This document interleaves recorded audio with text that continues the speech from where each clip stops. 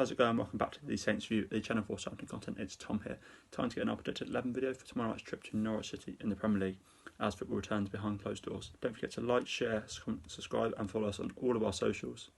Also, it's the last day you can vote in the Football Content Awards, so don't forget to do that. Dan will have links to the ways you can do that in the description, but you can do it online on the website. Vote for us the best new content creators. There's a generic tweet which you can tweet out, and then there's also tag us on Instagram is another way of doing it.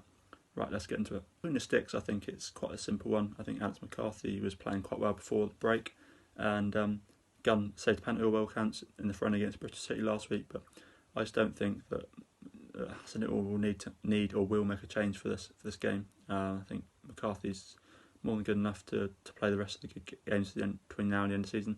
So McCarthy between sticks.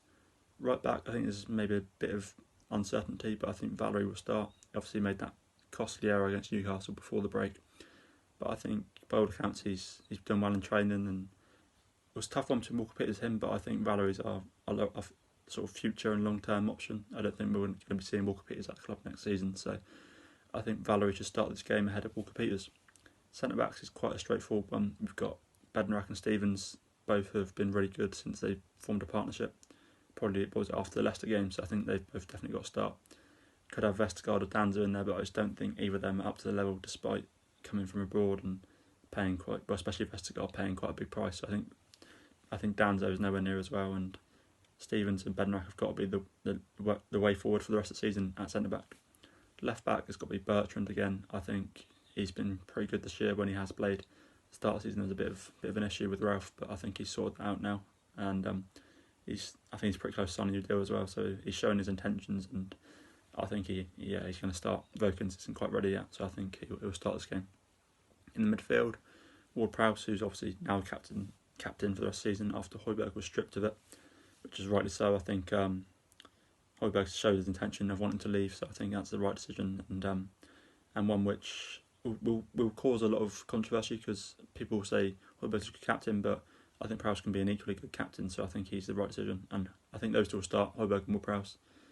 Both been very good this year. I think if Højbjerg's performances start to dip, I think you could see someone like Romeu or even Smallbone start a few games towards the end of the season. Because obviously there isn't going to be a huge amount riding on it as long as we can pick up a few results in the sort of early few weeks. So I think that's going to be key that we do that, because if we don't, say we lose the first 2 or 3, we could be back in it. If I don't want that to happen obviously, but I think that could easily happen.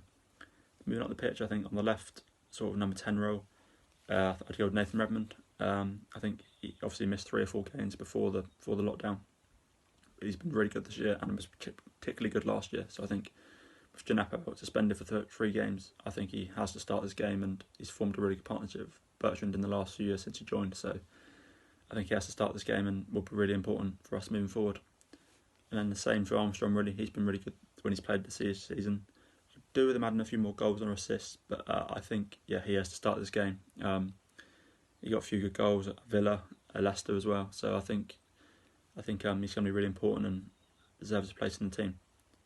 Then up front, it's a tough one between Shane Long or Obafemi, but Shane Long's got a bit of a knock according to Ralph from his press conference. So I think Obafemi will start. Adams isn't quite ready. Maybe he might get a few more minutes towards the end of the season if there isn't too much to play for. And obviously you've got the main man, Danny Ings.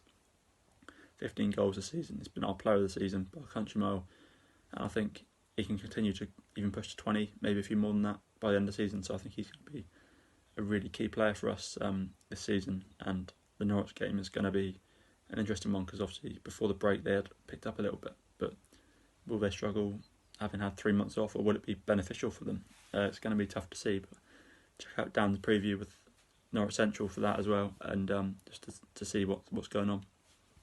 Let's go through the team in full. So between the sticks, McCarthy. Right back, Valery. Centre backs, Stevens, Bednarak.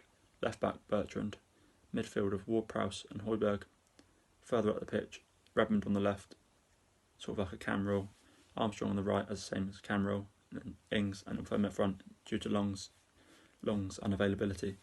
Obviously we've got 9 subs now, so they might see a chance for a few youngsters to get a few more minutes or to even be involved. So the likes of Dan Alundu, Jankovic, Teller have all been involved in training from what I've seen, so it'd be great to see some of them involved in the game, and hopefully we can start with a positive result, because like watching Arsenal last night, there's every chance we can get something up against Arsenal, and then Watford to follow after that, before 3 really tough games against Manchester City, Everton and United. So it's important we do get off to a strong start, because the fixtures to come after those first 3 aren't the greatest, and we don't want to be sweating about it, because there's so many teams down there. I think we'll be fine. But yeah, cheers for watching, guys, and don't forget to like, share, comment, subscribe, and also don't forget to vote for us in the FCAs. Catch you later.